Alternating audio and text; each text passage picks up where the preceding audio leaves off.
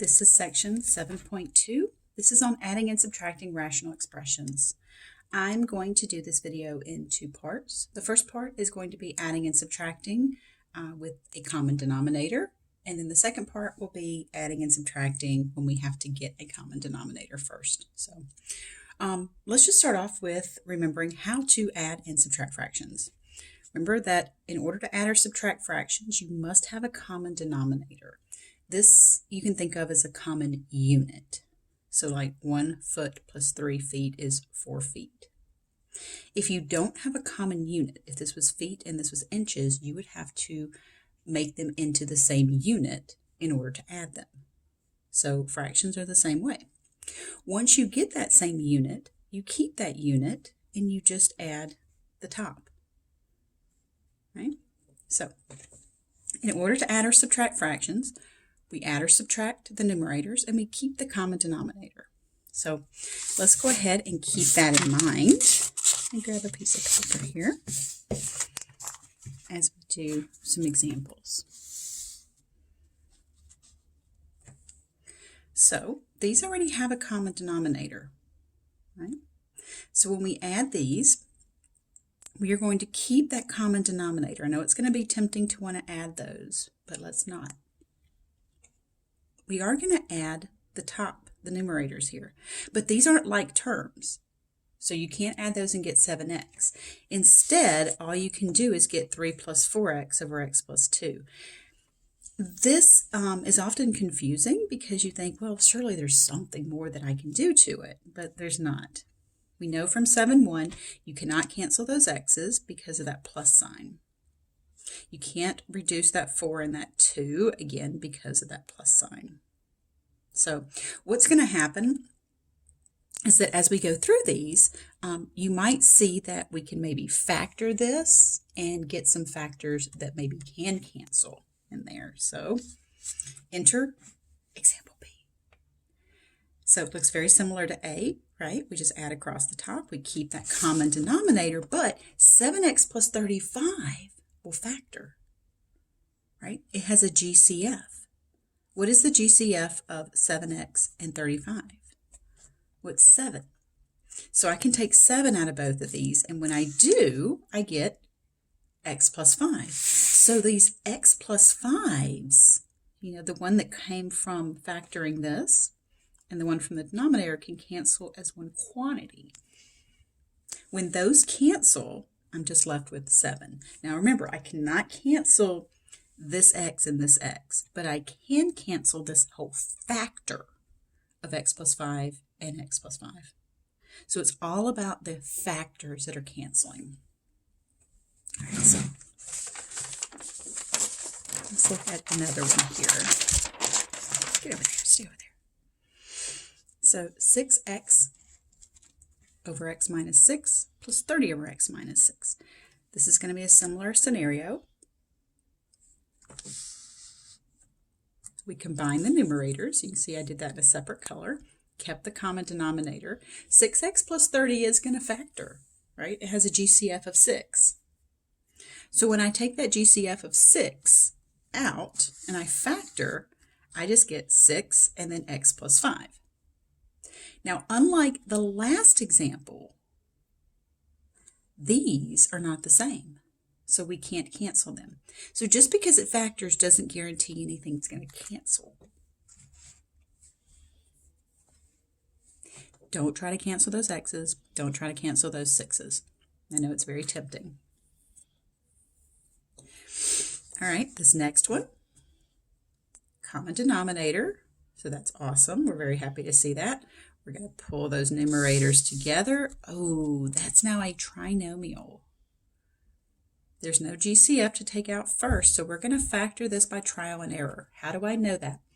Because of the factoring flow chart. There's 3 terms, and the leading coefficient, A, is 1. So factoring that by trial and error, I get that the top here factors into x plus 3, x plus 1. And lo and behold, my x plus 1s can cancel. That just leaves me with x plus 3. So sometimes The factoring may be something simple like a GCF. It may be something a little tougher, like say some trial and error. It might be something like the difference of two squares, difference of two cubes. So it might be something a little more involved. All right, so that was the addition. So let's do some subtraction. Subtraction just has an additional thing to look out for, and that is going to be the distributing of this minus. So we have the same denominator. We're going to combine these. Now look, these, when I combine them, I need to make sure that I'm subtracting this entire thing. So you can see how I kind of did that in blue, and then I changed those signs because that negative times that positive x became a negative x, and that negative times that negative became a positive.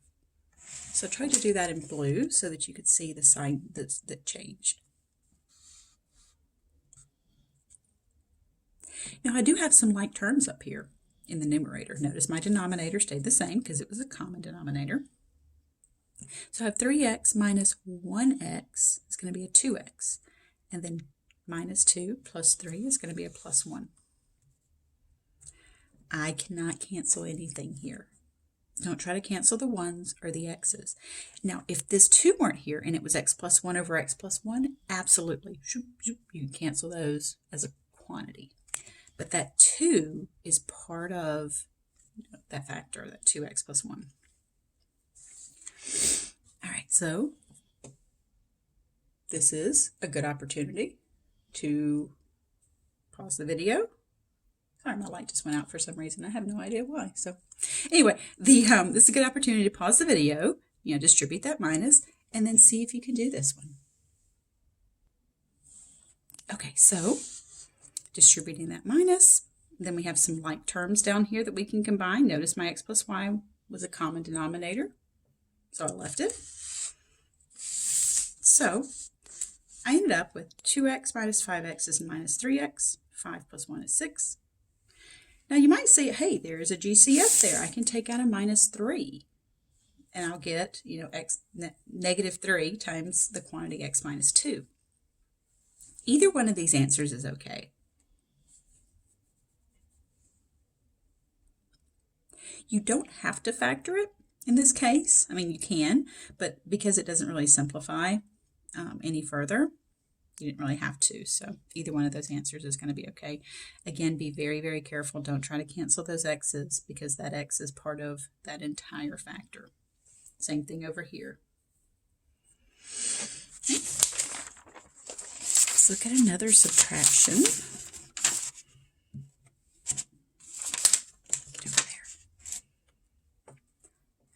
My denominator's a little messier, but that's okay. Right? At least it's still a common denominator. We're going to see a little later that the denominators, excuse me. Oh, sorry, it's not you. I didn't sleep well last night. So these two denominators, when they're the same, it makes things a lot better, even if they're messy and the same. It's when they're different that things are going to get a little hairier for us. So. All right, pause the video and see, because this one's not going to be too bad. So I want you to see if you can go ahead and write that as one fraction. Okay, so pulling these together, I just get 4x minus 5 over this common denominator. But the 4x minus 5s can cancel as one quantity. So that 4x minus 5 can cancel that one. Now, when we say cancel, we mean that they're really just dividing out. But this divided by itself is going to be 1. So that puts my final answer as 1 over x plus 2. That 1 is necessary. And I know Hawks is all about the unnecessary ones and, making sure you don't write those. But this is a necessary one. All right, last one here. And this one's probably going to be the worst case scenario for common denominators. So pause the video. And see if you can combine that into one fraction, and then see if you can do any factoring to try to simplify it. All right. Now, notice that with this subtraction, I'm always talking about distributing it. Up here, I didn't, because it was just one thing. I didn't have to worry about distributing it. So I didn't want you to think that I'd forgotten about it up here. Okay, so that becomes x squared minus 2x minus 8. So again, I tried to color code that subtraction distributing for you over the common denominator. Now, as much as I would love to be able to just say, hey, those x squares are going to cancel those x's, it can't happen that way. You can only cancel factors. You cannot cancel terms. Remember, terms are separated by this addition subtraction. So we have to factor it first. Both of these factor by trial and error. There's no GCF that we can take out of either one of them. They're both 3 terms with a leading coefficient of 1. So if you got this far, go ahead and pause the video again and see if you can factor these now, knowing that we're going to have to use trial and error to factor them. Okay, so the top factors into x plus 2, x minus 4. Remember, because we wanted 2 numbers who multiply to be 8, or sorry, negative 8, multiply to be negative 8, and add to be negative 2. On the bottom, we want 2 numbers who multiply to be positive 4 and add to be positive 4. So the bottom factors into x plus 2, x plus 2. So we have a common factor of x plus 2 that we can then cancel. That leaves me with x minus 4 over x plus 2. Don't try to cancel those x's. Like I said, I know it's really, really tempting, and that's why I keep telling you not to do it, because I know that temptation is there. Okay, so this ends part 1 of section 7.2.